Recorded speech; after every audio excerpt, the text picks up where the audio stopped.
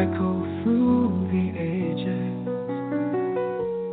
Shema Yisrael, you must hear Yahowah's words so clear. In this night and in the day, echoes never fade away. David's songs forever sing. Mashiach's gift to you we bring. Lift the shofar to the sky. Yahowah is El Shaddai. Shema Yisrael, hear the sound. A message for you coming down. Daughters of Zion, lift your voice. The time has come to make your choice. Shema Yisrael, you must hear Yahowah's words so clear. In this night and in the day, echoes never fade away.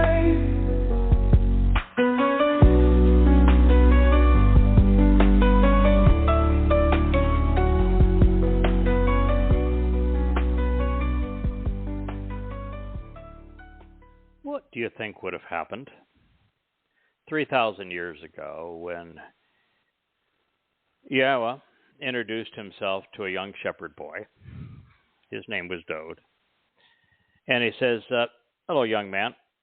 You are my chosen one. I'm adopting you as my son. I'm going to anoint you as my Messiah. You're going to be one of the most prolific prophets of all time. And in fact, in your life, you're going to live to be king of Israel. And your first act of business is going to be able to, you're going to slay a dragon. Well, not a dragon, but a giant with a stone. Giant. What if Yahowah said some of that to Dode and said, there's more to the story, young man.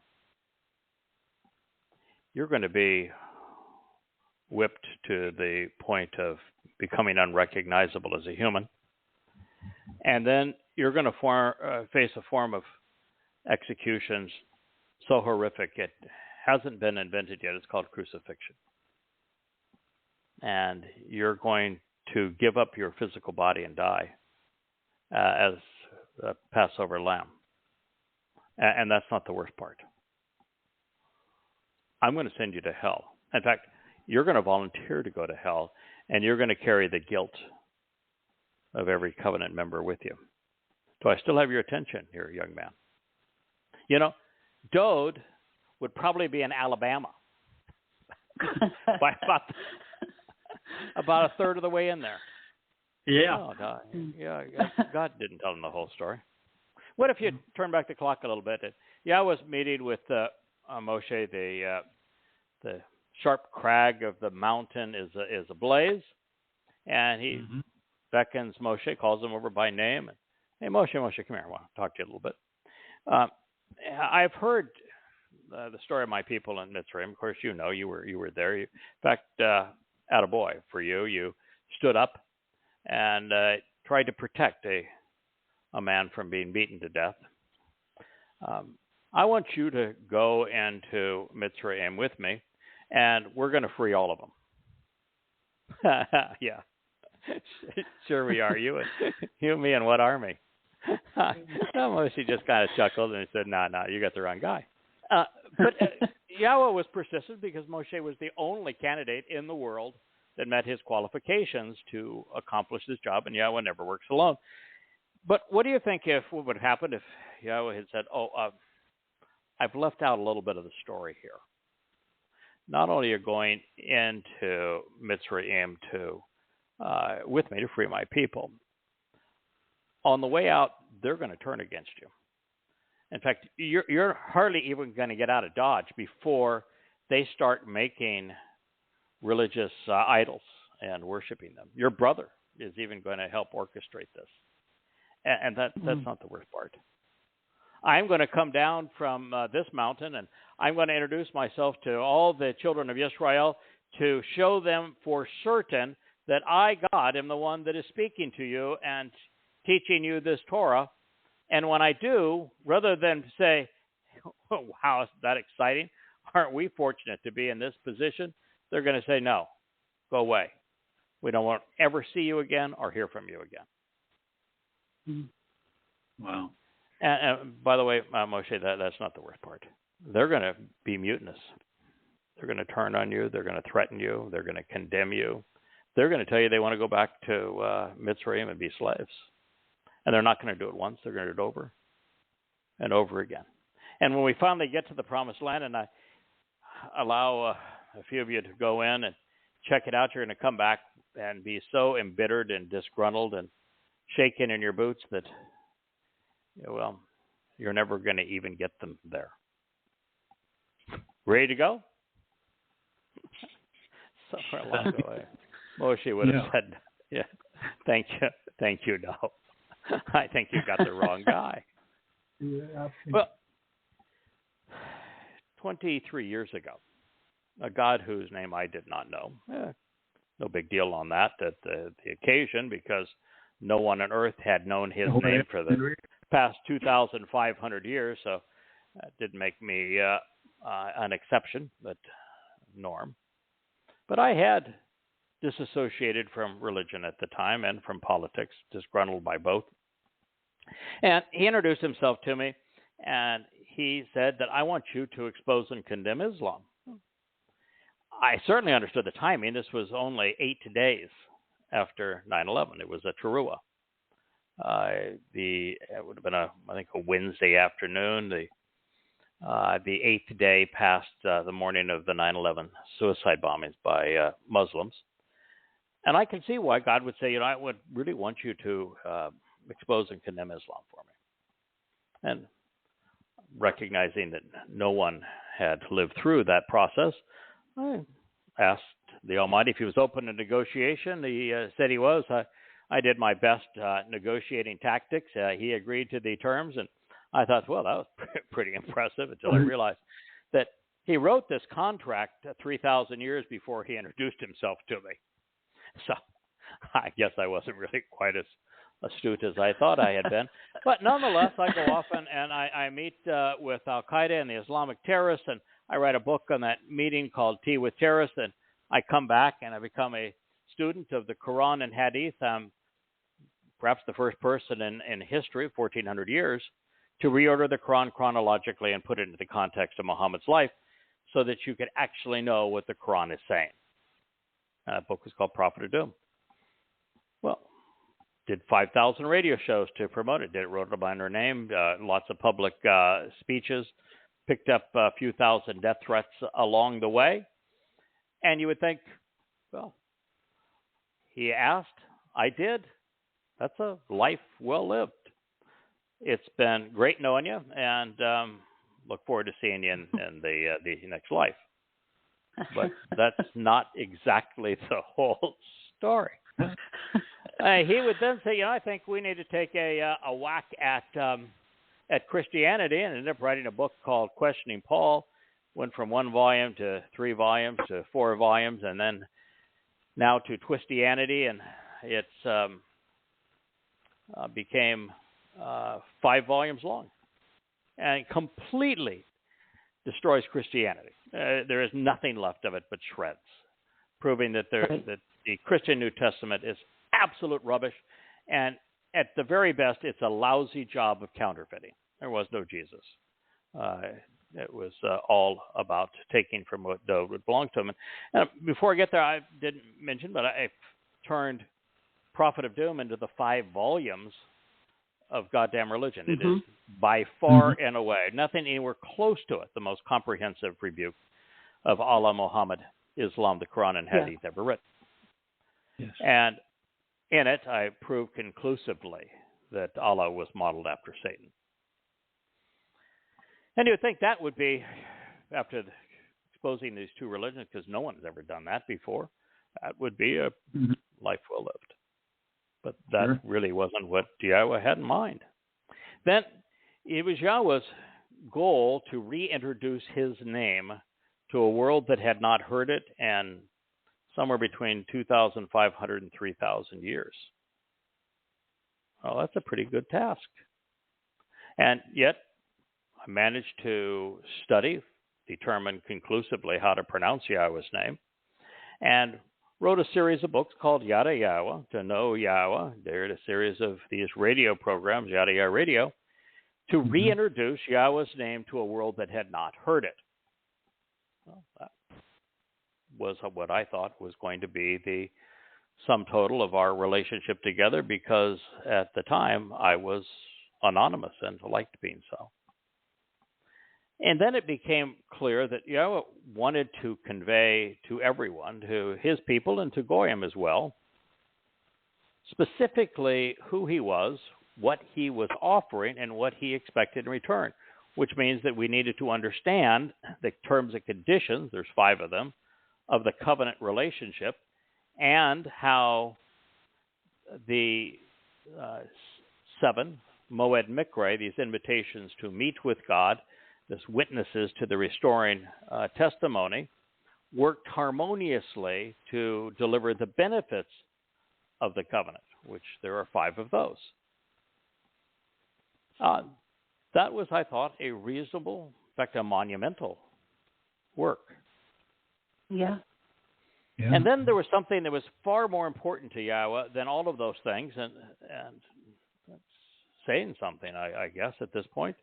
And that was that there is one among us that Yahweh loves more than anyone else. There's one that Yahweh chose. There is one that he anointed Messiah 3 times. There's one that he says, "You are my son, I am your father." And his name is Dod. And we wrote a series of books called Coming Home about Dod's Moed Mizmor, his songs, which we came to say, no, Bar Kokhba and his star that you put on your Israeli flag, no, that's not right. And this other guy that Christians are calling the Christ and the Son of God, no, that's not right either. Dod is the Messiah. He's the Son of God. Well, that was pretty controversial. And putting these things together, that certainly would have been a life well lived. But that wasn't even the beginning of it. Then this preference that I had for anonymity, which I thought would be really helpful under these things, since I was completely denouncing religion. Yahweh said, no, we're not going to be anonymous. And we found references to a Towrah, an entire chapter of Yasha'yah was written on the behalf of introducing the Towrah. It turns out the entire book of Yasha'yah is the textbook on the proper technique for Towrahing. and then you have Solomon, as he's has laid the cornerstone. He's now erected Yahweh's home on Mount Moriah. He's giving the actual Sermon on the Mount. And he says there's going to be an Akrian, an observant foreigner, and that he will come in the last days, and he is going to be responsible for awakening Israel and bringing his people home. And you find that there are some 20 titles and many hundreds of prophecies, and that this role is among the 2 or 3 most important in the story that God tells his people.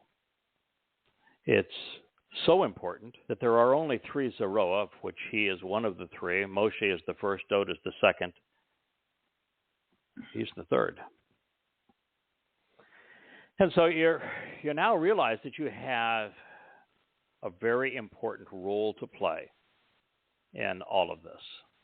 And then somewhere along the way, it was in writing the books of Babel, disproving the book of Ezekiel, and again then following through with goddamn religion for exposing and condemning Islam, that I began to realize that the reason that this is so important is that the world has gone for 2,500 years without knowing who Yahweh is, what he is offering, what he expects in return, what his Moed Mikre mean, who fulfilled them, how they were fulfilled, when will they be fulfilled.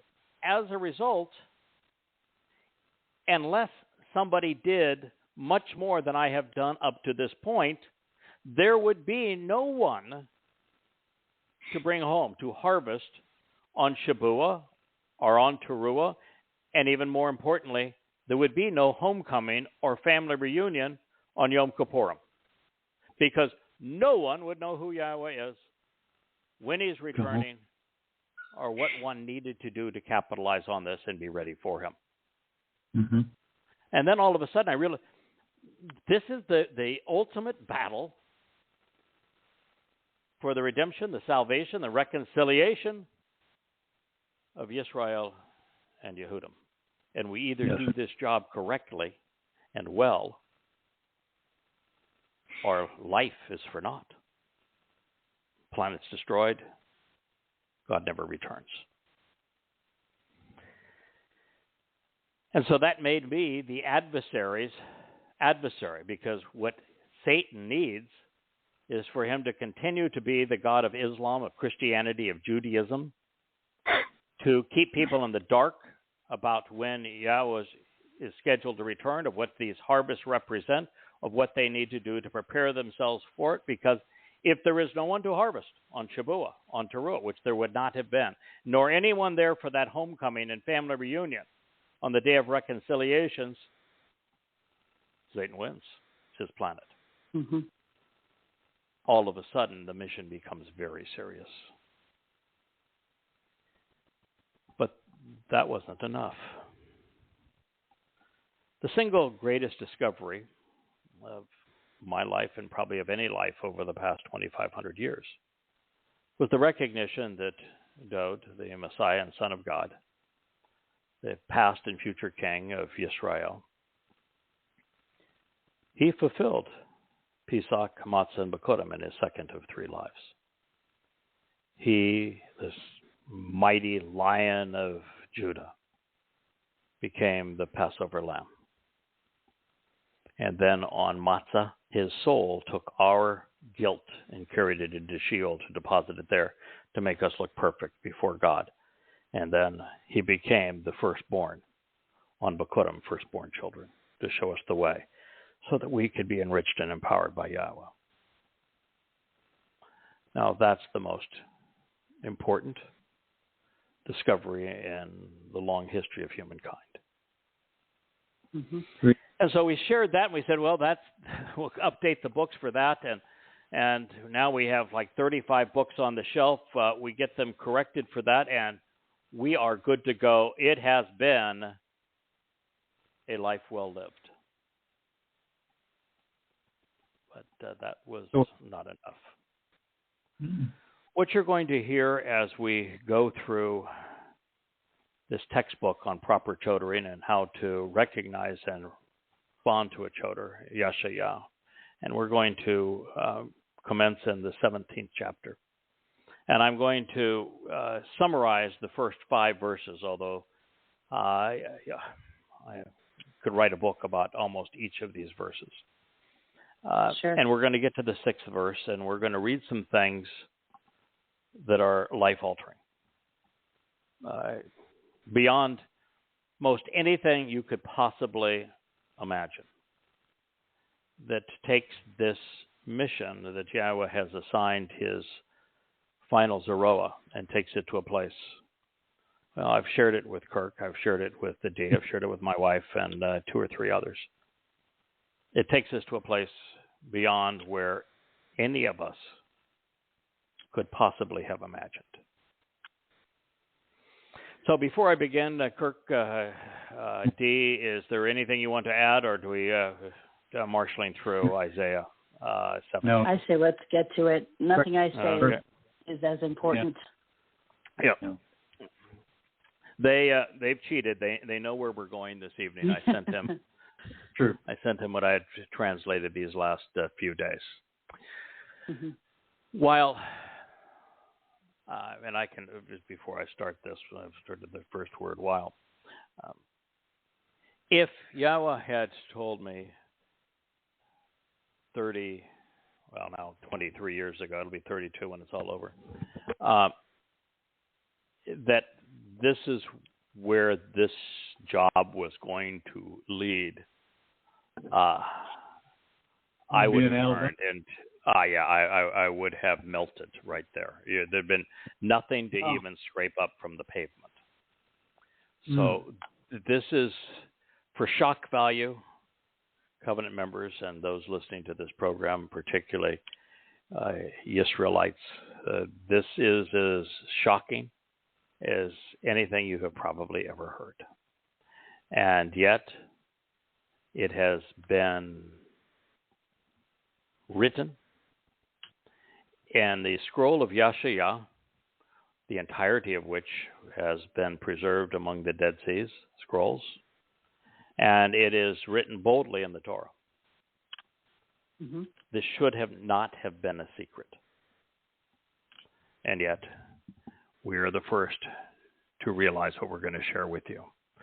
So while Shabuah, which is a harvest of standing grain, is the last opportunity to leave this planet before it spins out of control in anti-Semitic rage. A great deal is going to occur between May 22nd, 2026, which is when the Shabuah harvest will be manifest, and the first of Abib in 2030. I believe that's on April 4th of that year, when the witnesses will arrive to confront the Torahless one, the corporeal manifestation of Hasatan, the adversary. And they will, in addition to confronting him, be there to encourage Yehudim, Jews, the beloved of Yah, to participate in the final lakat, which is a gleaning, which will take place on Towrah.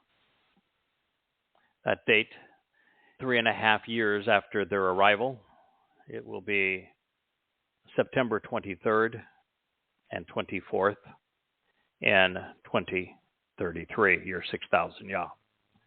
So as we contemplate what Yasha'yah reveals next, and this I'm sharing with you comes after a comprehensive analysis of the first 5 verses of the 17th chapter of Yasha'yah. Since it flows out of those previous revelations, I'm going to present them in summary form so that you have the context as we consider Yasha'yah 17:6. Okay. A prophetic pronouncement and a timely declaration regarding the removal of the tremendous burden of Damascus. Behold, Damascus is revolting and corrupt, degenerate and unrestrained, and it will be removed from inhabited cities. It will actually become a twisted and tangled heap of collapsed structures, fallen buildings, and rubble. Yasha'yah, Isaiah 17:1. Abandoned and damned, destroyed and deserted, will be the inhabited and terrorized regions of anguished cities filled with disgusting religious temples and shrines, as well as wrathful donkeys of Aurora, the repudiated outcasts and repugnant refugees of the Arnon Valley and Ammon Jordan. For there will be roaming animals fighting in militant militias along with their helpers, but today will cease and prostrate themselves because there will be no one left to terrorize.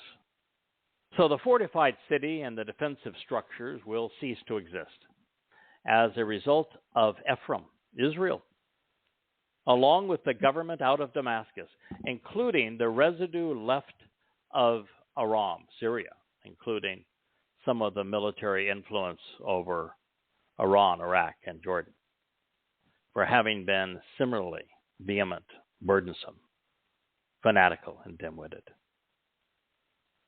The children of Israel, however, those who engage and endure with God, will actually continue to exist, prophetically declares Yahowah of the vast array of spiritual messengers and envoys.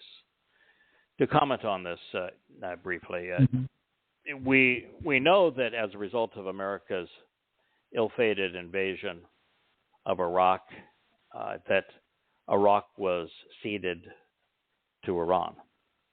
Mm-hmm. And then when Iraq became under the control of the mullahs of Iran, then Assad had no place to turn for support since he's not an oil-rich nation. And he had been a fellow Ba'athist with Saddam Hussein, but now he became a client of the Ayatollahs. And that means that he had to accept Hezbollah and weapons transfers through Syria into Lebanon. And that's where they come from.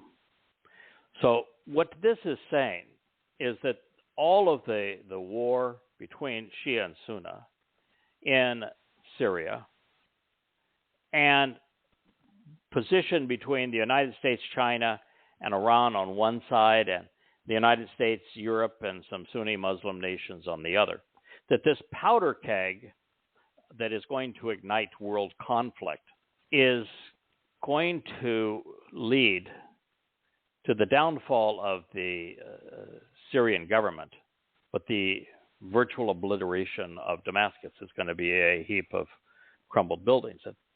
And it's going to happen as a result of Israel.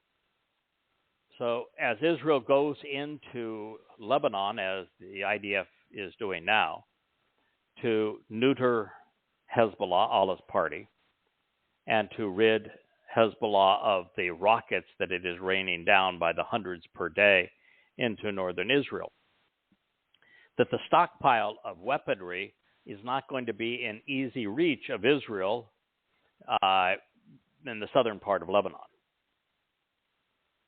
It's going to be in and around Damascus, and as Muslims do, they're going to use women and children as shields for their stores of weapons. And it's going to put Israel in a position where it either destroys those weapons and destroys Damascus along with them, or is destroyed by them. And Israel's in a fight for its very existence.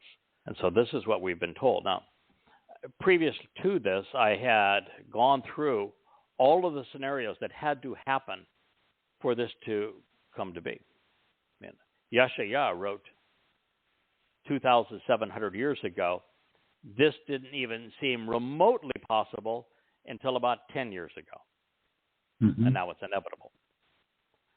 And so you do have to put that into context as to how a reconstituted Israel would end the inhabited existence of the longest continually inhabited city in the world, Damascus, or why God hates Damascus so.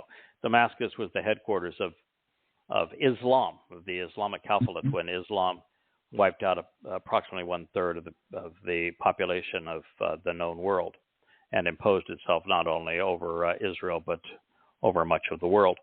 And it was on the way to and in Damascus that Paul became demon-possessed and conspired to create Christianity as a counterfeit for what Dowd had done for us on Pesach, Matzah, and Bakorim as the Messiah and Son of God. So God hates Damascus. In fact, Ishmael, whom Abraham wanted to be the heir of the covenant, actually before even Ishmael, he had a servant that had come from Damascus, and he said, can this guy be the heir to the covenant? God said, no. Absolutely, unequivocally, no. He said the same thing about Ishmael, who became the forefather of Islam. So that's where we are in this scenario. That is going to trigger the things that follow. And it will actually transpire in that day, at this time, that the size of Yaakov, that is Israel, will be decreased to the point of no longer being sustainable or viable. The fattest, best protected, and most important place at the midsection of his physical existence will be leaned and wastefully sacrificed as part of the sickening agenda of world leaders. Yasha'yah 17:4. This is the two-state dissolution. This is the Neville Chamberlain moment that brings the world into its final war. This is the progressive mantra that is based on rewarding ruthless terrorists who have tried to destroy Jews and Israel for the last 1,400 years, and who perpetrated the savagery of 10/7 and rewarding them with a state carved out of the heart of Israel and using borders which the Muslims have never accepted on promises of peace which they will never honor. Then there will exist something which can be compared to the collecting and bringing together of an intensely dramatic ingathering, the removal and receiving, ashaf, of a harvest, cutting away and reaping during a short but vexing time, ketzir, of standing grain, of deeply rooted, steadfast, upright, and established. Come on.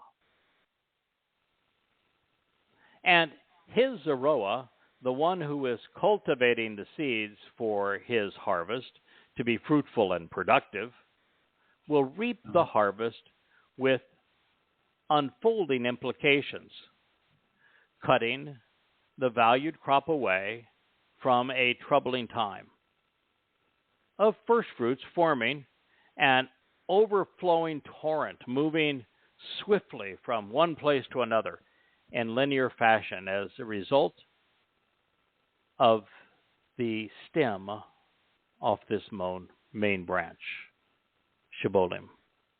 In addition, there will be at a time certain that which is similar to a rapid gleaning of what is left in a final ingathering to be quickly prepared and removed, a lakat, of first fruits flowing from one place to another in linear fashion in the profound depths of Raphaim, where the sick have been healed and defective have been restored, while the feeble falter and the souls of the dead remain. Yasha'yah 17:5. So, at the time that a two-state dissolution is imposed on Israel, there is going to be a harvest, a katsir, of standing grain. And that harvest is of confirmed covenant members, whom Yahowah views as family and doesn't want to have to witness or get caught up in the time of Jacob's troubles, which commence on this same day. Shabuah is a Shabat 7 years prior to Yahowah and Dod's return, 2026, commencing the time of Jacob's troubles, and that is when this harvest of standing grain will occur. It is of both Goyim and of Israelites, represented by the fact that Yahowah will tell us, and we'll look at this momentarily, that it is a harvest of varieties of wheats, representing different ethnicities.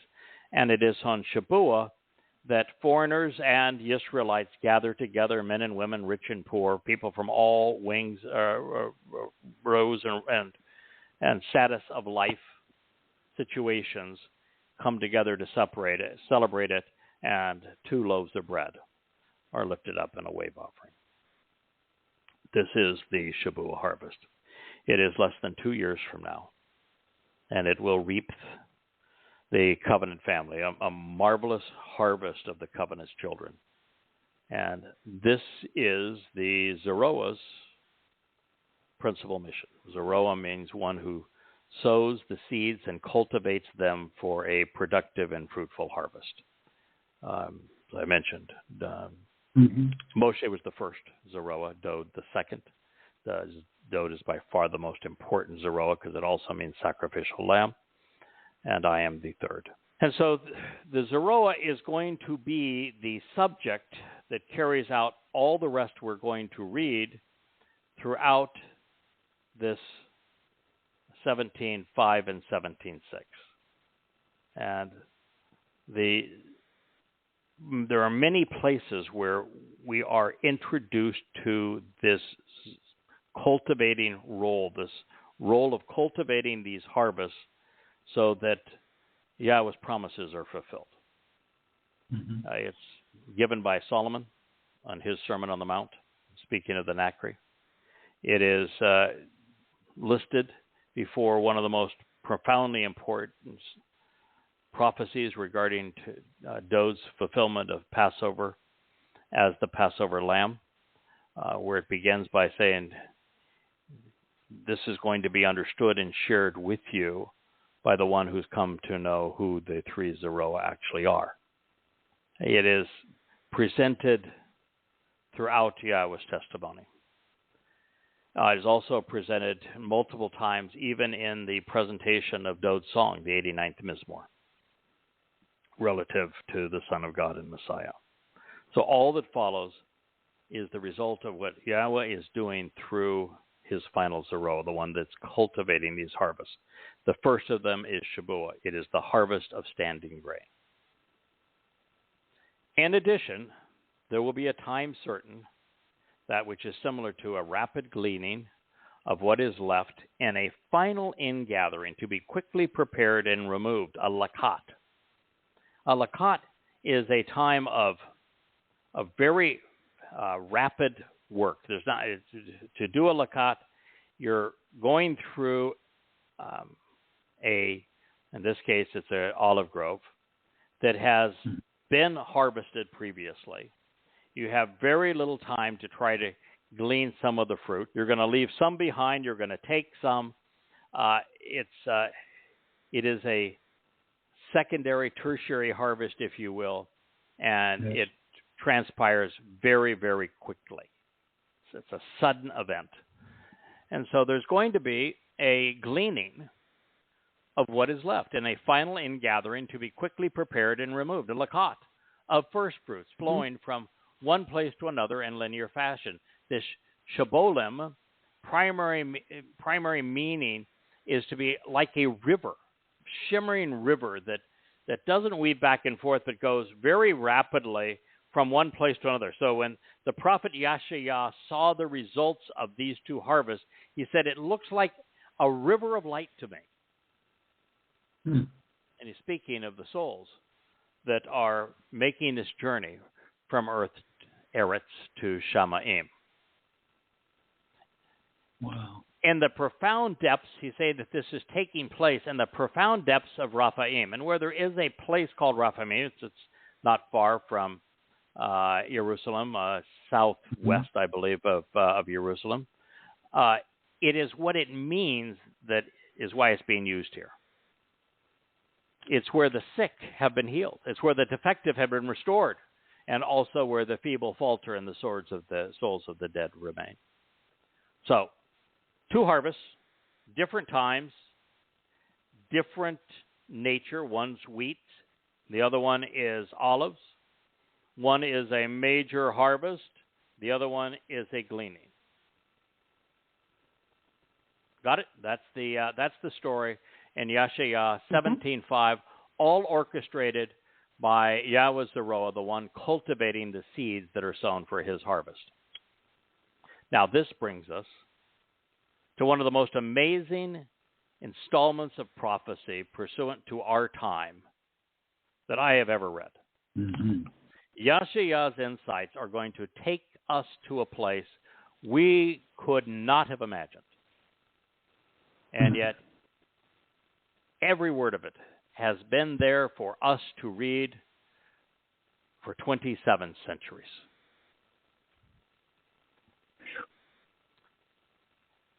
And he will remain. Who's he talking about? There's only one person he's talking about here. The Zikarown. The Zikarown. And he will remain. Wait a minute, the harvest of the last minute harvest of Israelites in Yehudim, of the chosen people. And wait a minute, you're telling me that the harvester is going to remain? Washa'ar, not what I wanted to read. Yeah. And he will remain, enduring, being left behind as flesh and blood, for having caused people with physical bodies to be spared as a remnant. Then acting as kin in a close relationship, speaking of the Zikarown, he will stay behind, his body serving as a reminder for the remainder of the extended family who are still leavened, a remnant of blood relations left over and remaining as physical beings when this is written identical to Sha'or, leaven, Sha'ar, a remnant, a remainder, and a residue, and Sha'ir, physical body comprised of flesh and blood, corporeal mass of meat, blood relative. It was written in the Niphal, perfect, third person, masculine, singular. Now, keep in mind, Zikarown is a feminine noun. Yahweh uses feminine nouns and masculine nouns as titles for the men who work with him. And he has his reasons for doing so, but Zikarown is a feminine noun, and yet he is referring to this individual as he because he be me, and last time I checked, I was male. Yeah. Well, Yahweh does this a lot, not just with you, but with Dode and a lot. Yeah. A lot. It's very, very, very common. Dode is the great Zikarown. Zikarown is a feminine noun. Yahweh's name is. So he will remain enduring being left behind as flesh and blood, for having caused people with physical bodies to be spared as a remnant during it. During it means during Towrah. So as this final harvest of Israelites and Yehudim, as we're going to find out, this is an olive harvest, leave this planet on what will be a Shabat, September 23rd of 2033, just 10 days prior to Yahweh and Dode's return. The Zikarown doesn't get to go. He is left behind as something that one would not expect, because when Yahweh is sending Elia and Yada back to earth as the final witnesses, they are the furthest thing from flesh and blood. The world is going to do everything, the religious and the political, including Satan himself, who's going to take residence in Jerusalem. They're going to do everything they possibly can. Now, remind you now, Jerusalem is the capital of an Islamic state of Fakistan. They're going to do everything they can to kill them. These two men, Elia and Yada, the Zikarown, are going to take up residence on the Temple Mount. The Alaska Mosque is going to be obliterated. Dome of the Rock is going to be obliterated. And working with Malak, we will be erecting a replica of the Oel Moed, the tabernacle and tent of the witnesses to the restoring testimony.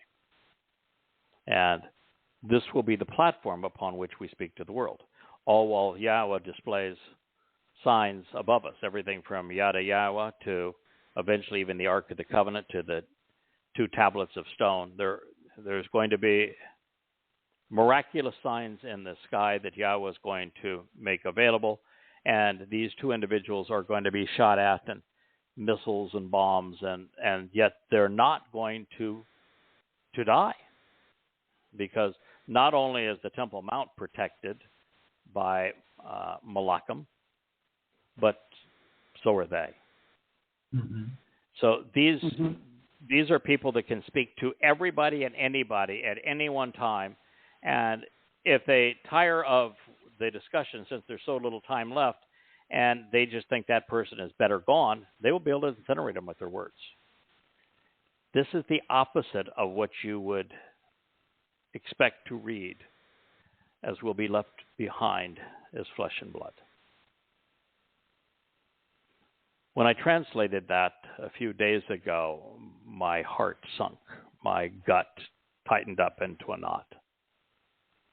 Because I have known for quite some time, and it just didn't say it, I was going to be sacrificed at this time. And I came to know it because of what is written by Satan in his autobiography and playbook called Ezekiel, where he has this feast called the Feast of the Beast, and he chooses the Gabor at that time to sacrifice, and he eats their flesh and he drinks their blood. And so that was my introduction to this. And then I'm reading earlier that Yahowah tells us that the moon will become blood. And in this relationship that Dode and I have together, he is the sun, I reflect his life. And so there's a sun-moon relationship, and there's many times where Yahowah compares the role I'm playing as Dode's herald, reflecting Dode's attributes, to the one who's coming back as brilliant as the sun. And so I realized I had another affirmation as bloody moon. And so I read this and said, I think Yasha'yah has just told me my future. But we're not done. Thrust aside and left on the stems and branches. Thrust aside. Forcibly away. This is an interesting word. You don't see it very often. It's olia. Olia. It's from alal, which means to deal harshly, to divert, to thrust aside. So thrust aside and left on the stems and branches. What this means is that this tabernacle that has been on Mount Moriah, that has been filled with a number of Israelites and Yehudim prior to Towrah, as we've been there speaking now for 42 months, they're all leaving and going to heaven on Towrah. And there's going to be a whole lot of people that want to be among them, or that are going to want to pull people out of them. You know how rabbis are so insistent that they reclaim their own. So it's going to be a very contentious time, and there's a number of people, I'm going to say, wait a minute, you're still leavened. You are not prepared to go. You're going to stay. And I'm not saying this now in a mean sort of way, because these individuals are being given a second chance, and I'm giving it to them. So it says, thrust aside and left on the stems and branches, as would be the case when an olive tree is beaten from all around to shake some of the fruit. You may not know, but that is how an olive tree was harvested. You'd take a branch or a stick, which is what the Towrah represents, and you'd beat the tree, and the olives fall down, and that's how you'd harvest them. And so in this case, that Towrah branch is striking the tree, but he is not striking off all the olives. Some he's forcibly keeping on those branches.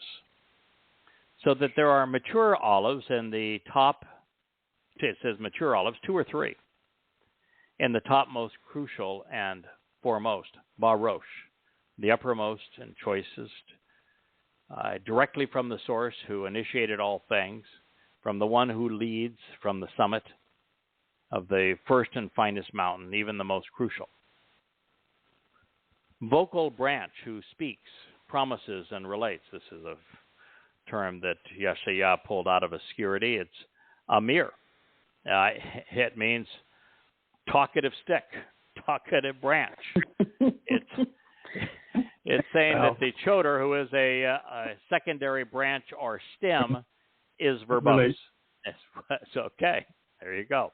As I say, I represent that statement. 4 or 5. Doug talked about that in Daniel. He called you the talkative one. Yes, the talkative one. Well, that's the job. I mean, I am the call of Yahowah at this time. That is the job. And, and evidently it's inherited, because my father, he's talkative too. And so is my brother. Dode is very talkative. So I have it from good company. It is an inherited trait. Even though I will have a score to settle with Yasha'yah for poking fun at the talkative stick. But nonetheless, it's the part that comes next that ripped my heart out. Okay. It says 4 or 5 in the clefts of, well, there's something that comes before it. 4 or 5, Yasha'yah was not done poking fun. 4 or 5 in the clefts of his crag. The fissures, the crevices, and the cracks of this crag from his branches which have been broken off. That is to say, my name is Craig. It is from Welsh. It means crag. The same word. It's just now saying that I'm showing the battle scars of having lived a long life and the crevices and creases that you would have as an old man. So the talkative stick is now have his battle scars, and he's old, but he's using those crevices and cracks and fissures to protect this group of 4 or 5 olives that has come from the branches that are broken off. Now, the top olives of the tree are Yehudim, and the branches that have been broken off, those are Yisraelites. Of the fruitful and productive heifer, of the one cultivating a flourishing and abundant harvest on behalf of future generations.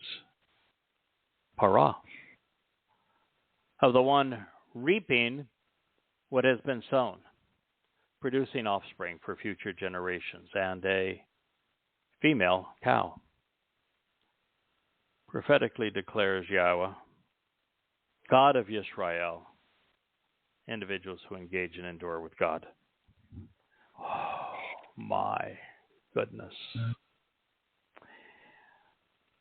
Fruitful is just fine. That's the purpose of the Zikarown. Productive is just fine. That's the purpose of the Zikarown. And parah means fruitful and productive. But parah is also the Hebrew word for heifer. And if I say red heifer, bloody red heifer, you know what happens to the red heifer, don't you? Yes, cuss and hang. He's killed brutally. Mm-hmm. He's hammered to death. And then he's incinerated. And then out of his ashes, the remnant of Israel is reconciled in advance of God's return so they can enter his presence. Now you read this and you say, oh my.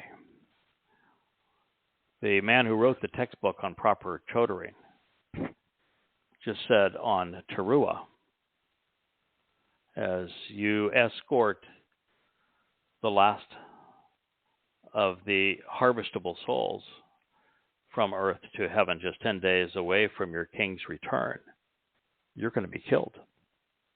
Mm. And this is not just like a normal death. This is a very extensive story is what's going to happen.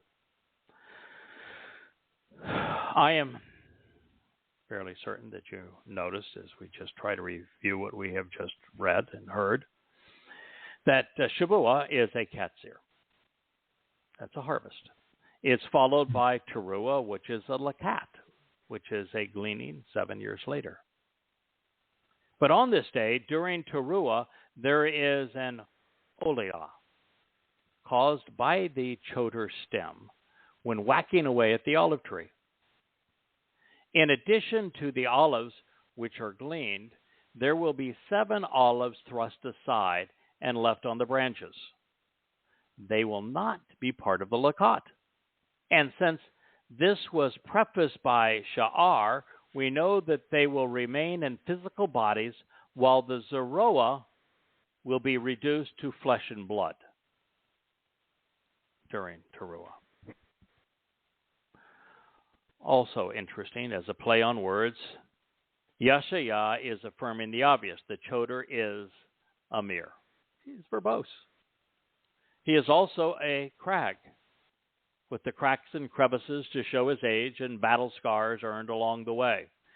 And while we have known that the Zerah is fruitful as a result of the actionable root of the title, which is Zerah, sowing seeds, this is the first time that the one cultivating the Moedim and the Katsar has been identified as a parah, as a productive heifer. And of that, there are some extraordinary implications. If I may be personal for a moment, yesterday I was translating the prophecy regarding the bloody moon.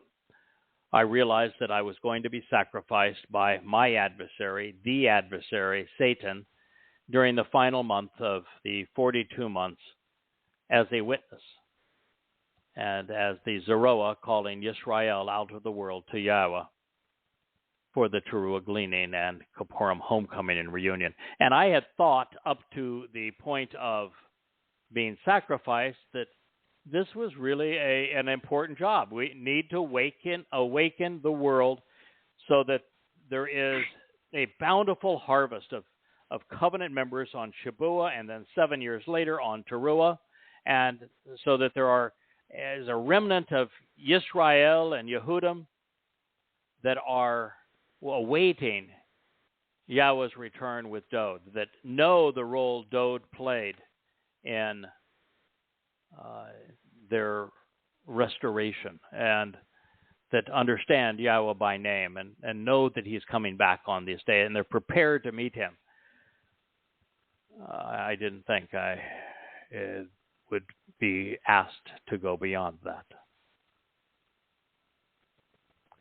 So at the time, I had thought there was nothing more to this than my role as the bull of Shabuah and Kippurim. For those who do not know, the bull is the first and primary item on the menu for Shabuah, and it's the bull's blood that enables the high priest, in Aaron's case, and soon Dod, to return and approach the mercy seat of the Ark of the Covenant, where the blood of the bull is spattered upon it. And so I figured with my blood sprinkled on the mercy seat to allow Yisrael to approach their God, that's no big deal. Who wouldn't give some for the cause? Now, however, based upon Yasha'yah's pronouncement, I know the day I'm going to die. And I know the reason why it's going to matter. But before I decode what is currently the most discussed and least understood of the Torah prophecies, that of the red heifer, I want to explain what is happening in Yasha'yah 17, 4 through 6. So if we pull back to see the bigger picture into which this prophecy will play out, we find that the consensus of world leaders their consensus will be that Muslims, who moronically are called Palestinians, and these are the very people who have been killing, raping, enslaving, and persecuting Jews as Muslims since 622 CE, that they somehow deserve a autonomous state with the same borders Muslims violently rejected in the 1948 War of Independence, in the 1967 Six-Day War, in the 1973 Yom Kippur War, in the 1987 First Intifada, in the 1993 Oslo Accords, in the 2005 Gaza disengagement, in the 2000 Second Intifada, and the 2023 Hamas massacre. Despite the grotesque and appalling immorality of rewarding mass murdering terrorists with a state carved out of the heartland of the people who they have sought to annihilate, Yahowah affirmed 2,700 years ago that the insane would occur, with many progressive Jews promoting their own demise. Once this occurs, especially in the most anti-Semitic climate in world history, and with 2 billion demonic Muslims surrounding Israel, calling for the nation's demise, Israel will begin fighting a losing and deadly battle for its very right to exist.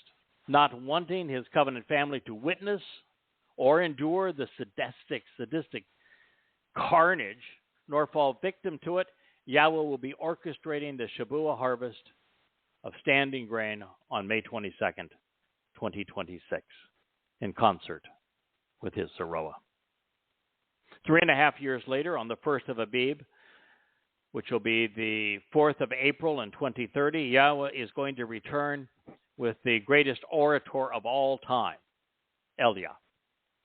Their mission will be to expose and condemn the adversary. Now, Eliah was also a bit verbose, so this will be an interesting mix. Yeah. So now, but Eliah was a very, very funny man. Now stirring the pot in corporeal form while denouncing religion and politics. At the same time, the two witnesses will be encouraging Jews to avail themselves of the Towrah olive. By design, not everyone is going to be withdrawn. There is going to be a remnant of Israelites at the family reunion and the homecoming. We're not taking them all on Towrah. So the choder, after beating the olive tree to glean its first fruits, will forcibly leave other olives, 2 or 3 on the top branch and 4 or 5 in protected fissures of the crag. Their instructions will be to do as Yahowah specifies in Bamidbar 19. That is, once I am tortuously and publicly sacrificed.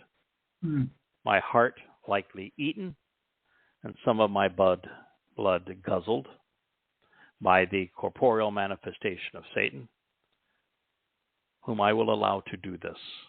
Now, mind you, I'm going to be on the Temple Mount. It is completely surrounded by Malak. I have been filled up to this point with the 7 spirits of Yahowah. No Muslim, no demon, particularly Satan, can come anywhere near me. Yeah. And yet, on this day, I will have them all stand down and back away. And just as Eliah said, I'm going to meet with Ahab on this day, I will meet with the adversary that I have fought bitterly over what now will be 32 years. And I'm going to allow he and his minions, which will be Muslims, to murder me.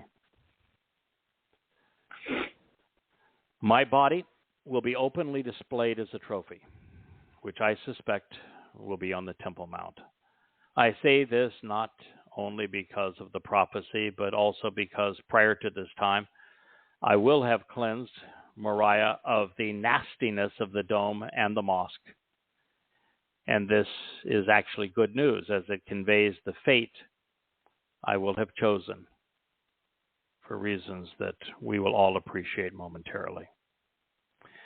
Therefore, in this treatise on proper chodering written by Eliah, and now as we come to recognize and respond really to this role that Yahowah has established for the Zikarown, we find what is perhaps the most challenging declaration of all to process.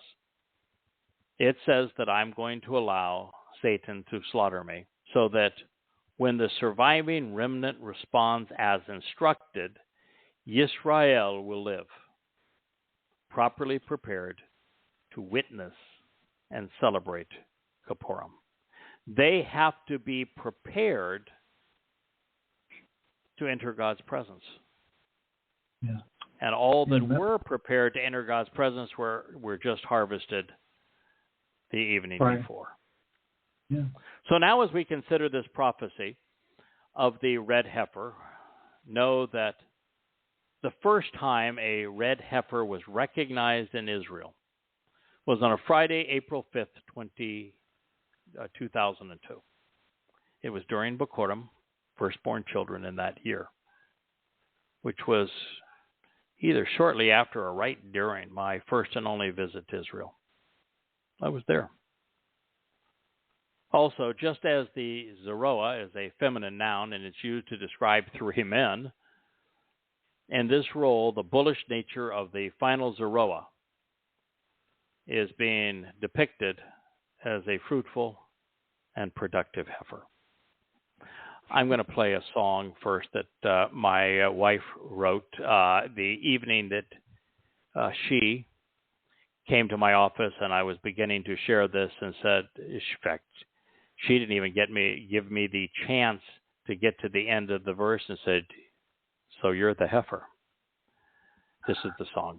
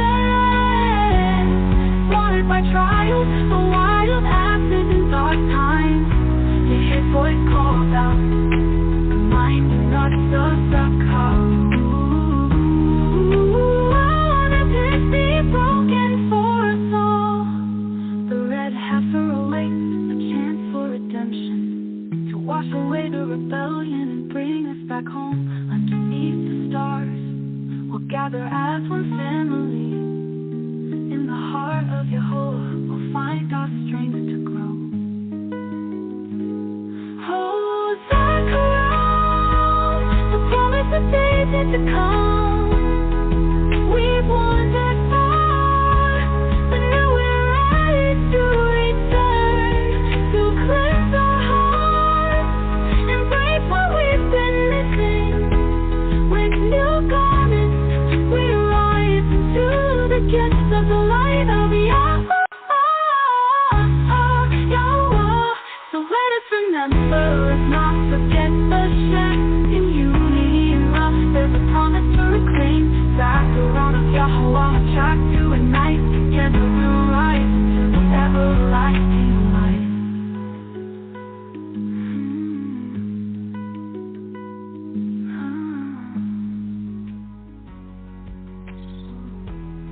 that you know, the title of her song is Zikarown.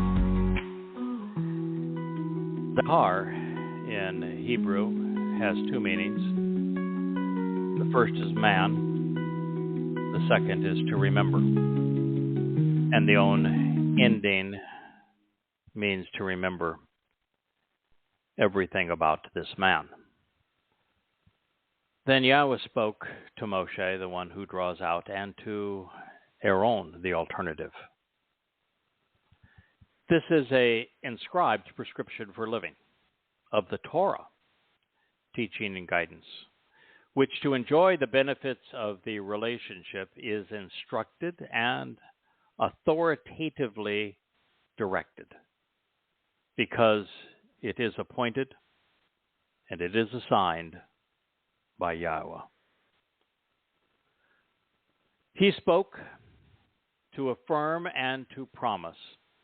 Speak and tell, Bnei Yisrael, children who engage and endure with God, to choose to accept, obtain, and grasp hold of for yourselves. Adamah Parah, the bloody red man on the ground, who is fruitful as a red heifer.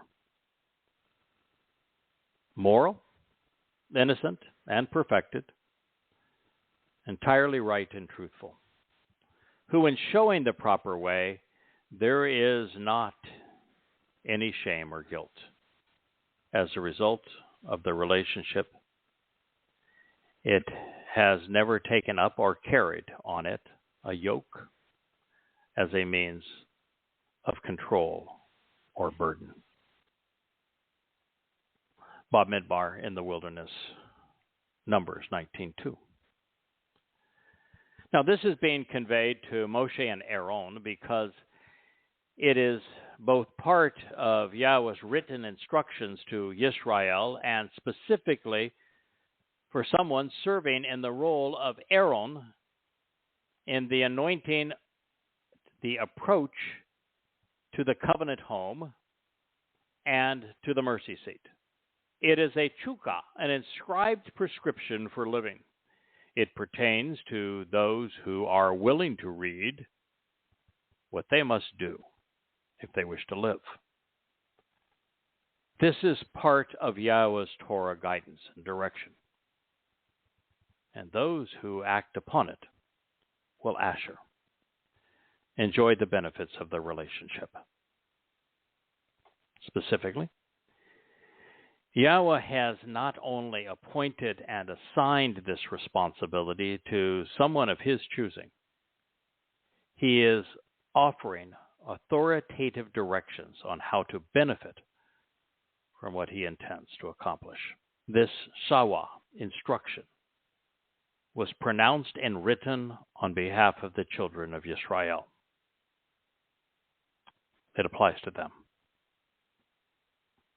God's people are encouraged of their own free will to lakach, accept, obtain, and grasp hold of for themselves an Adamah Parah, a bloody red man on the ground, who has been fruitful and productive, who is now designated as a red heifer. But what is that? Why was it described that way? And where would one find such a thing, much less do with it? Well, to begin, Adam and Adamah convey much more than ruddy or bloody red. Adam is the name of Yahweh's companion in the garden. It is used throughout the Torah and Navi to convey man. As Adamah, it also means dirt, earth, or ground. So this is a bloody red man. Mm-hmm. While revealing the primary meaning of parah is to be fruitful, which is the role of the Zeroah who is cultivating the Shabua Katsir and the Teruah Lakat. In the previous prophecy in Yasha'yah, he concluded his prophecy with parah, specifically to address the fruitful and productive nature of the Zikarown pursuant to these harvests. It was his remark, of course, that led us to contemplating the example here of the red heifer. Since the Zikarown's contributions to the katsir is the reason the par, the bull, is sacrificed on Shabuah and is used to anoint the mercy seat during Kippurim, Parah speaks of a fruitful and productive par, bull, which in nature is a Parah, heifer.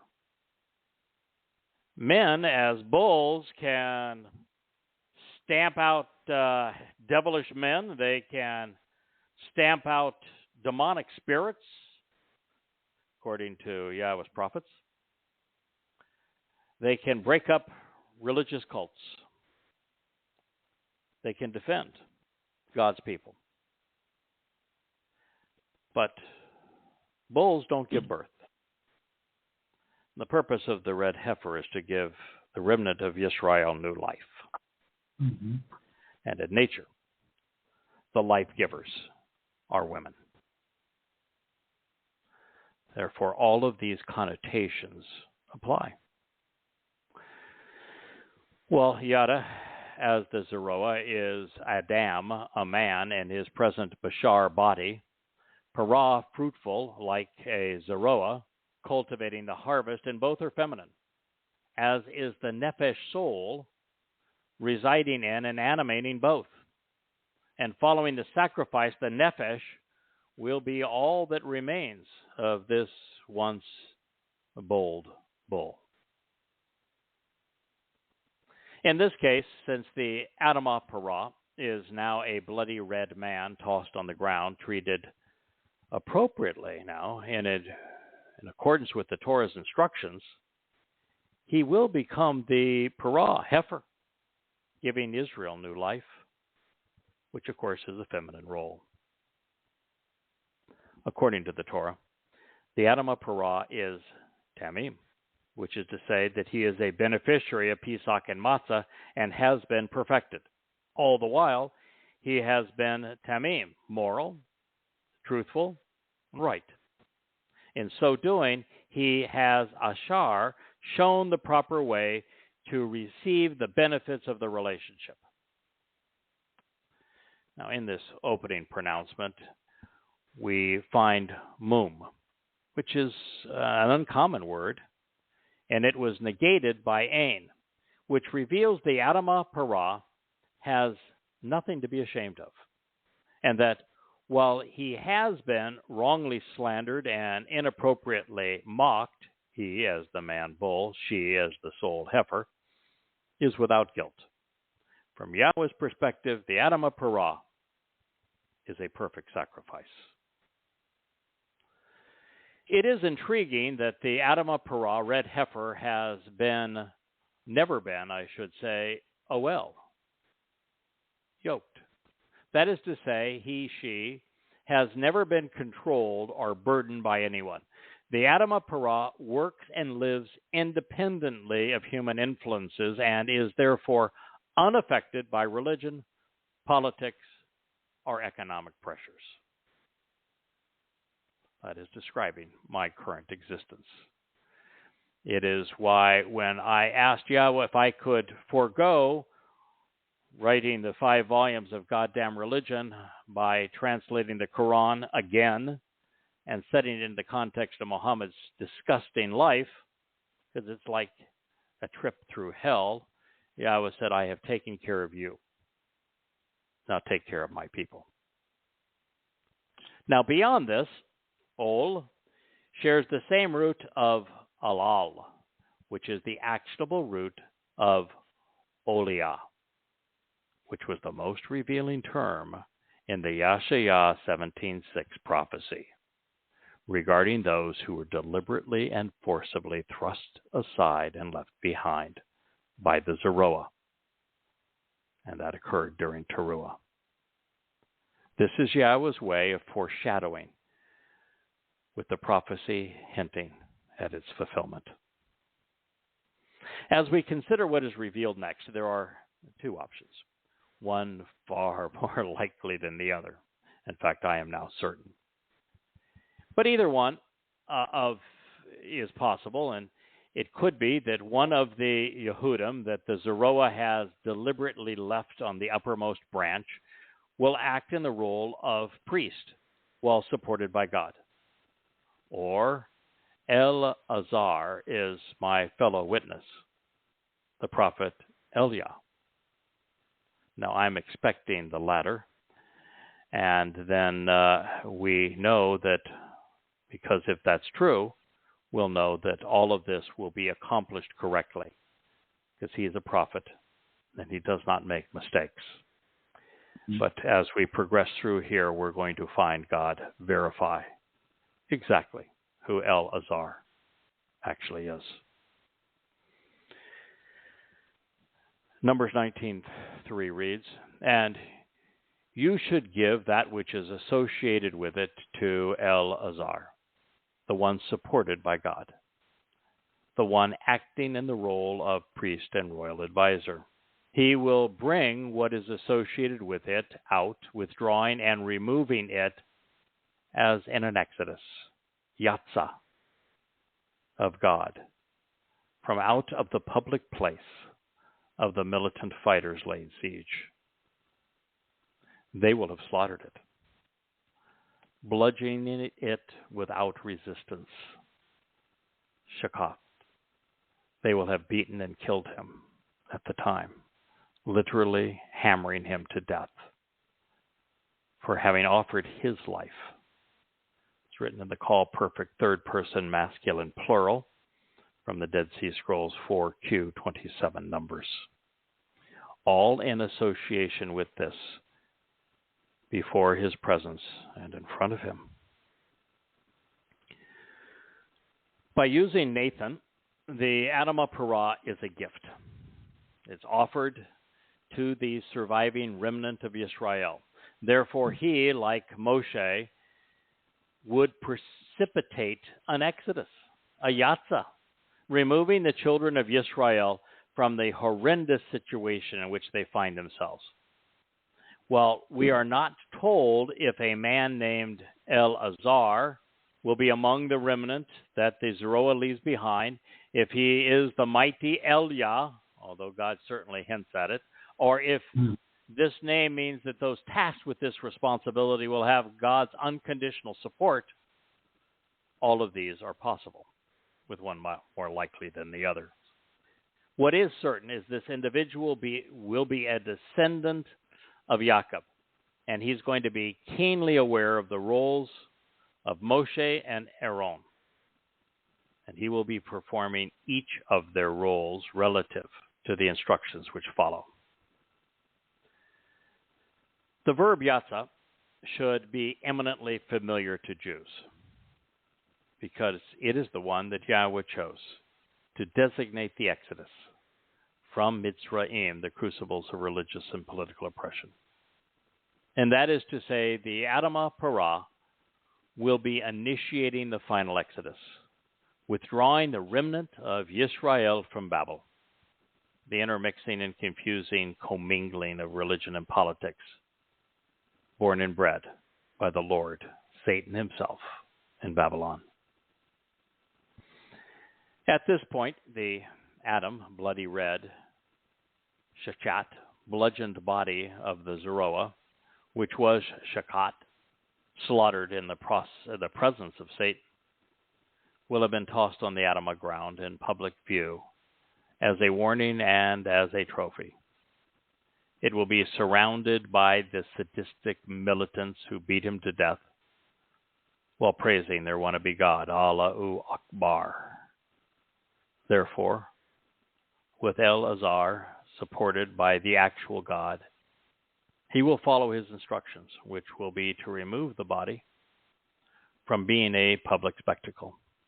And since Yahowah will have raised the Dome of the Rock and Alaska Mosque, the remnant of Yisrael Oliyah left behind will be retrieving it from these monstrosities that were built to appease Satan and that once scarred the Temple Mount. The Zikarown's sacrificial death at the hands of those serving the beast will not be quick. It won't be painless. He will be shakat, beaten to death, with something akin to hammers. And this way, his experience will be somewhat similar to what Dowd endured when whipped and crucified by Romans as an excruciating public.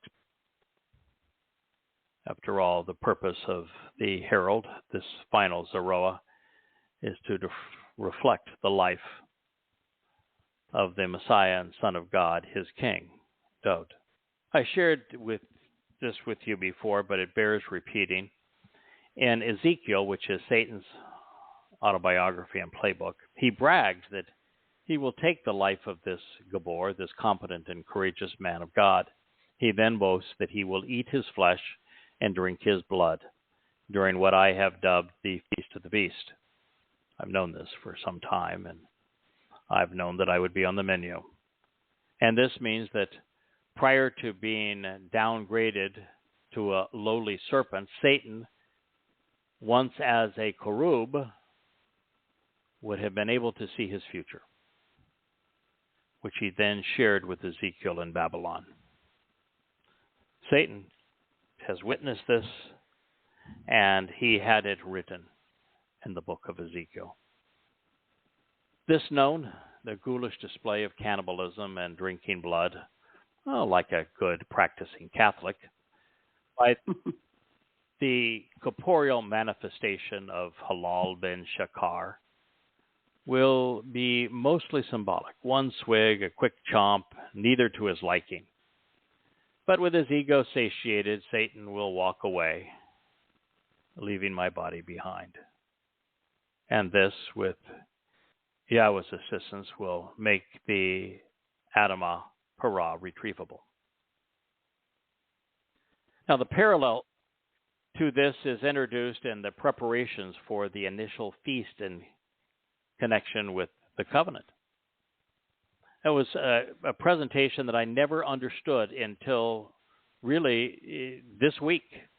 But in Bereshith, in Genesis 15:9, in advance of their first meal together in the Bereth, Yahowah asked Abraham to approach me, a heifer, to establish a pattern that will repeat, an eglah, a female cow from Agol, to demonstrate what will happen now and what will reoccur. Who is three, as well as the third in the series. The Zikarown, now cast in the role of the red heifer, will be 3 years into his second life when this occurs. Now, should someone think I'm reaching, think again. Not only are both stories presented within the Torah and recorded by the first Zikarown, the same verb will be deployed, lakash, obtain and take. The purpose is also the same, which is to approach God, who is now returning for his covenant family just in a matter of days, even to enjoy a celebratory meal. It gets better. The word chosen to convey heifer was eglah, revealing two essential insights. First, Yahowah was establishing a pattern of conduct that would repeat itself, coming full circle, with respect to participating within the covenant. And second, by using eglah to depict the heifer on the first occasion, when God spoke of a parah thereafter, there is something inherent in these words which is essential to understanding his explanation. And we found it in both. Eglah affirms that the bereth will be reestablished through a heifer. And parah reveals that the final occasion is going to be through a man, Adam, who has been notably productive and fruitful, which is the very definition of Zerah. And of course, Yasha'yah led us to this prophecy by using Parah in connection with the Zerah productivity during the Shavuah and Towrah harvests, and now beyond. As a matter of fact, when we turn to Numbers 5 and we read the reason that this must happen, we're going to find that God talks about a reconciliation, an offer to restore Israel that goes beyond what occurs on the 5th. The 5th Moed is Towrah. This is what happens over and above it. And he says specifically that this is being done to augment the work of the ram on reconciliations. Now here, even Shalosh, which means 3 and 3rd in a series, is insightful. Just as Dode arrived 3 years before serving as the Passover lamb, Yada will return 3 years in advance of being sacrificed as the red heifer. Of course, Yada is the 3rd and final Zerah. Now, as for the other animals, Yahweh specified a goat and a ram, and also of the same age. Yahweh called the goat an Ez, which is written Ein Zayin, just like El Azar, which is Ein Zayed Rosh. Ez, in addition to goat, means physically and mentally strong, capable, and therefore helpful. And the scapegoat whose blood is splattered on the mercy seat is an Azazel. It is derived from the same verb, azab, which means to separate, forsake, and damn.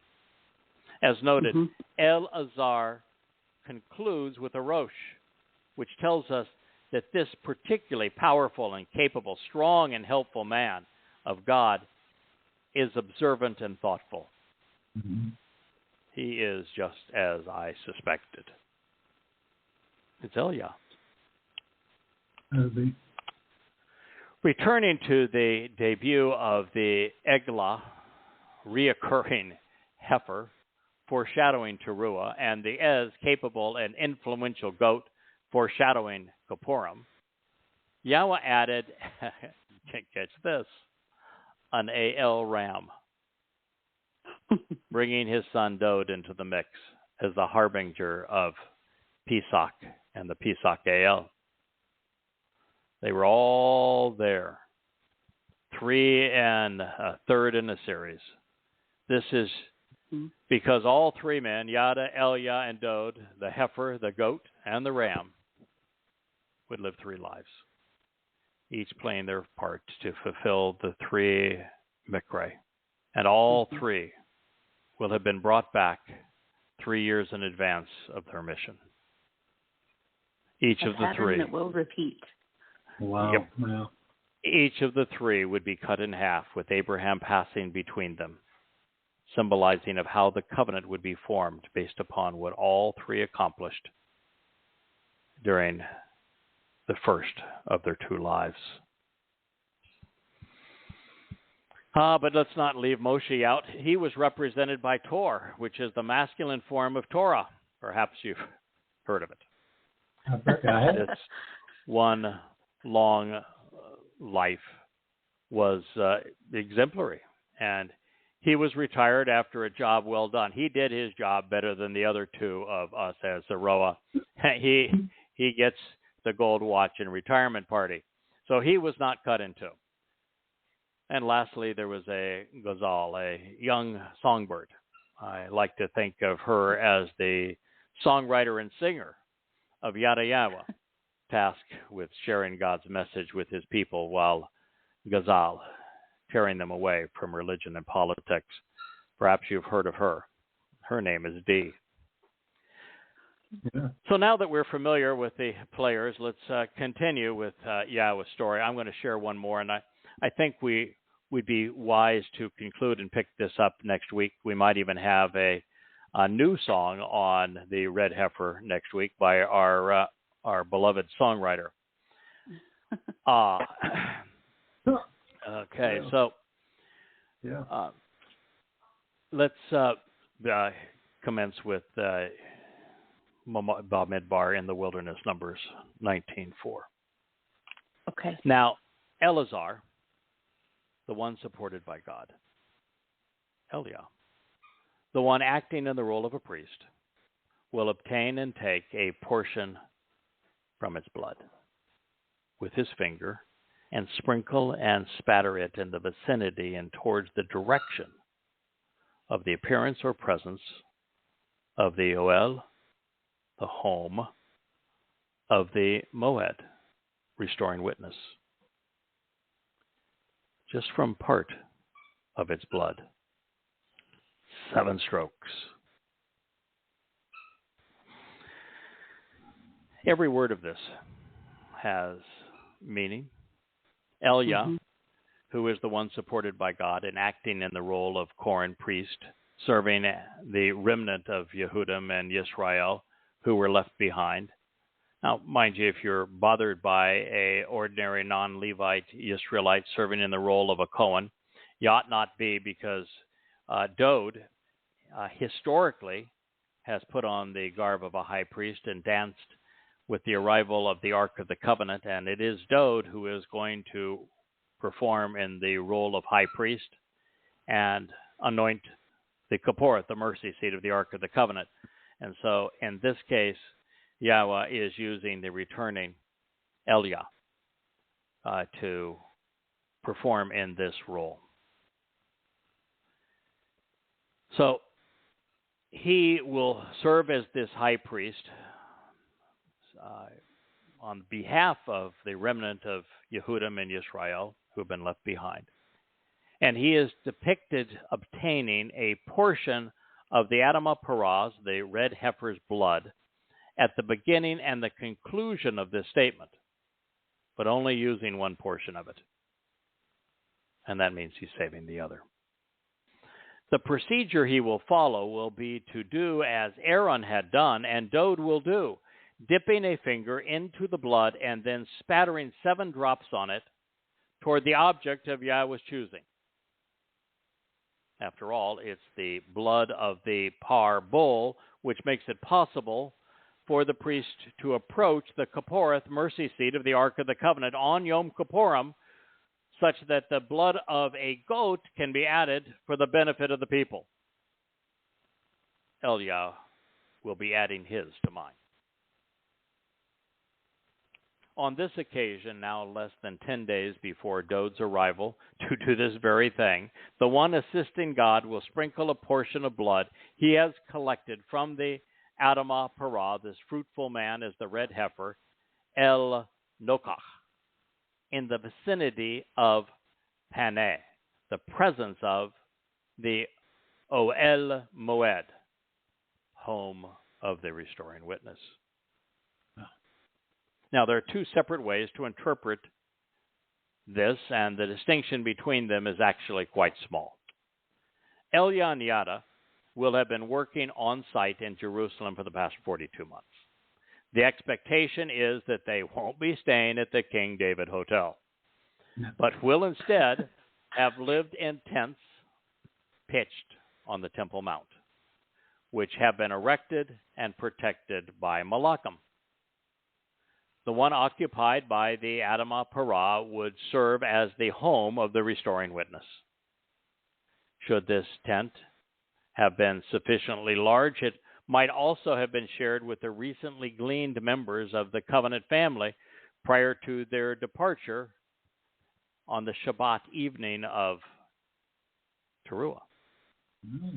Now, an equally viable option in this same location would be that Yada and Eliah, with the help of Yahowah's Malachim, have erected a replica of the Oel Moed, representing the original tabernacle of the radiant tent, to the witness of the restoring meetings, doing so in the proper location.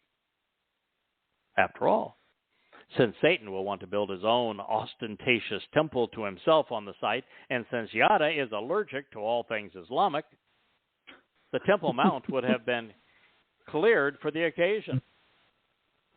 Also, it's the best platform in the world for these two men to witness to Yahweh's testimony. Yeah. Mm-hmm. Now, so as a related possibility, since Yahweh will be orchestrating the display of signs in support of his witnesses, including displaying the Yasha'yah series of books, all above the Temple Mount, one of the most spectacular displays would be for him to project a hologram of light, reestablishing the outline of his future home. Wow. That's good. That's cool. Yeah.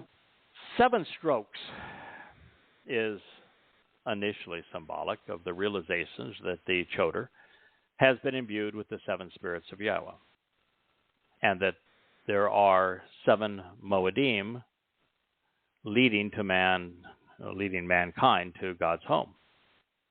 With the 5th Moed now fulfilled and the 6th looming, this is a marvelous way to encourage the remnant to stay the course. I find it interesting as well that the spattering is coming by way of Sheba Pa'am, 7 strokes, because it suggests that we have moved well past Moshe being asked to speak to the rocky crag, and now to striking it. I think I want to go one further, just because it's hard to walk away from this material. Yeah. Yeah. What follows is really exceptionally unique. There is nothing exactly like this said anywhere else in all of the Torah and Nabi, at least up to this point.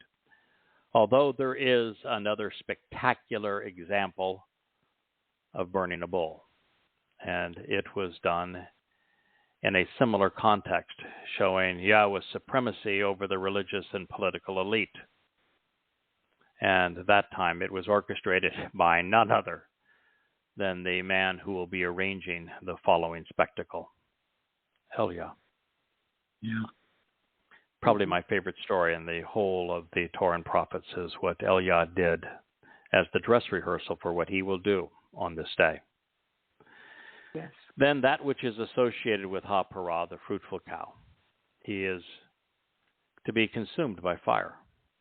It's going to be burned in his presence and sight, with its body and skin exposed to arouse, awaken, and alert, along with the bashar, corporeal flesh of the herald. In addition to its blood, over its viscera, fecal matter, and the contents of its stomach and intestines, burned as if incinerating a venomous serpent. Just as the mutilated remains, that, by the way, was Numbers 19:5. Mm-hmm.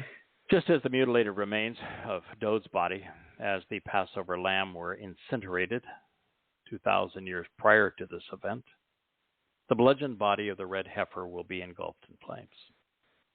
And just as the Messiah serving in the lamb would be bludgeoned by the beast of Rome, the bloodiest and most sadistic enemy of Israel at the time, his herald, will be ravaged by today's bloodiest and most sadistic beasts, Muslims, acting at the behest of their god, Satan, who is also known as Allah.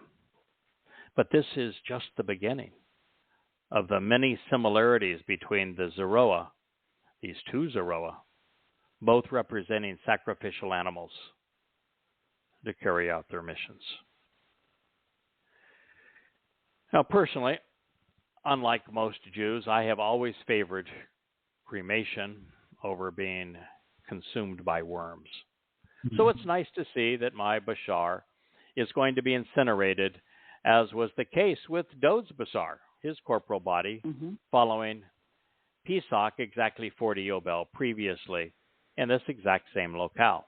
But you'll notice, as was the case with Dod serving as the Yael, the Parah is not consumed as part of the feast.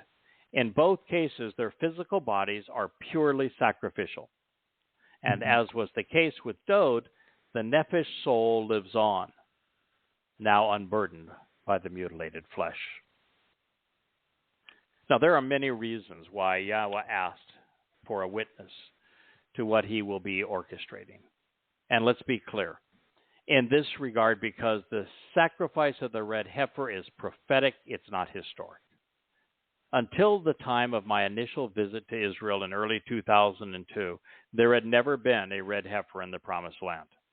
And there is no indication in the Torah or prophets that these instructions were followed previously. So this is my funeral. And it is being orchestrated by Yahowah to achieve his purpose. By watching the fire consume the bloody and beaten flesh, the witnesses would see something horrible and useless and how it can be turned into something brilliant. The fire transforms dead and decaying organic material into light and energy, similar to the geometric enhancement and the empowerment that is offered through Bikurim and Shabuah. Also, fire and light are beacons, such that this elevating offering will be, or it's going to arouse, it's going to awaken and alert the remnant of Yisrael to Yahowah's imminent return. Without the benefit of the red heifer sacrifice, no one among this remnant would be prepared to live in God's presence. His very return would incinerate them. Now, as we shall soon see, as I share specifically what the heifer's ashes are resolving when mixed with water based upon Yahowah's Torah teaching in Bamidbar, Numbers 5, it will become obvious that without this sacrifice on the cusp of Yahowah's return, no one would survive the homecoming. Ill-prepared, still bearing the religious and political guilt which has caused them to be left behind, still leavened, they would have been incinerated by the brilliance of Yahowah's and Dod's presence. Mm-hmm. So like it or not, Israel, in the end, you're saved by a goy. And it is as it should be, because Yahowah began with Goyim: Adam, Chawah, Cain, Hebel, Noach, his wife, his sons, their wives, Abraham and Sarah, their nephew Lot, his daughters, and Abraham and Sarah's son and grandsons, Yishak, Jacob, and Esau, are all Goy. Mm-hmm. So the last will be as the first, coming full circle, just as the covenant family will be returning to Gan Eden on Sukkah. Bashar, human herald, is one of Yahowah's titles. In the fire, the Zikarown turned Adamah Parai is now the Bashars, heralding the restoration of Yisrael in advance of his king's arrival on Kippurim. Throughout the Torah, dam, blood, is equated with Che life. It was shed so that Yisrael might live. It was even used to mark the door to heaven. And the souls who are lifted up in the wave offering, equated to the new wine of inheritance. Blood carries oxygen and nutrients, which are energy and fuel, to every cell of our bodies. Our blood not only carries the means to fight disease, it carries that which is not healthy away to be eventually discharged. Since the Adamah Parah is serving as a reconciling sacrifice and is not a menu item for a feast, everything is burned together, from the viscera to the contents of the intestines. And considering that Muslim swine will have bludgeoned his body, it's covered in their shist, and that too must go. Picture Yahowah's painting is actually much bigger than that. While the red heifer has been declared perfect, he has been smeared with the religious and political rebellion of the remaining remnant. Therefore, we should look at the excrement being incinerated from the perspective of what occurred when Dod fulfilled matzah. Rather than being carried into Sheol, the religious and political guilt of Yisrael is now being incinerated and obliterated, thereby facilitating their reconciliation. So Dod is the king of redemption, while Yad is the prince of reconciliation. He is hauling away and disposing the remaining trash. Hard to mention the stench on this day. Now, in this vein, Seraph, consumed in flames, is also the word for serpent, suggesting that he is now toast and his venom is no longer paralyzing and deadly. This, too, is important because the bull's business, according to Malachi, is to stamp out serpents. Satan is the lord of snakes. He's the god of religion. And this adversary is Yah's adversary. I'm going to force myself to stop here because this next statement is just bone-chilling. The way that Yahowah painted this picture so that you would see the sacrifice that Dod made and the one that is being made by the red heifer in parallel. They serve a very similar purpose, just at a different time. Mm-hmm. And one ushers in the arrival of the other. Mm-hmm. And the words that Yah chose for it just grab us by the heart. Yes. And you read it and you say, how is it that this could have been written 3,500 years ago? Yeah. And we're the first to explain its meaning. Well, I've promised that we will not go further. I appreciate you listening to us this evening again. This is not what we expected. I can assure you that if anybody had 1 ounce of jealousy and thought that maybe they should be the person who sits in my chair 13 hours a day. Whenever you think that. Yeah, 7 days a week, and has done so for 23 years. They may want to think otherwise because of what the red heifer tells us is going to happen. Well, we appreciate you for 23 years, and Mikey said being. Yeah, I can tell you that for one moment yesterday, after I had done these translations, and I was just kind of sitting out, taking in the view, thinking about what we had seen, I said, "So, Yahowah, this sort of changes things, doesn't it? I mean, it's one thing for you to enable me and for me to show the devotion to reintroduce the world to your name and to explain what you're offering, what to expect in return, to reestablish your son's authority and credibility, and to let the world know what Dod has done for them. It's been a great thrill and honor to cultivate these harvests, but now you're asking for a sacrifice of the ultimate magnitude. Yeah. And I then just laughed and I said, all right, well, Yahowah has a way of dealing with such things. Dod, the roaring lion of Judah, was reduced to a lamb on the most courageous and compassionate day of his life. And this bull who has so boldly and in degree bravely stamped out the credibility of Islam and Christianity, rabbinic Judaism, and has fought so hard to protect God's people, is rendered on this day a cow. Now, I think there's actually more to it than that, which is that lions and bulls are not sympathetic creatures. You expect them to do the goring and to do the gnawing, and we don't expect them to be the victims, and when they finally are, there's no tear shed. But when the sacrificial victim is the cutest of all animals and a lamb, and as defenseless as a cow, then we have a different reaction. I think that's the reaction that Yahowah is seeking in this particular case. Yeah.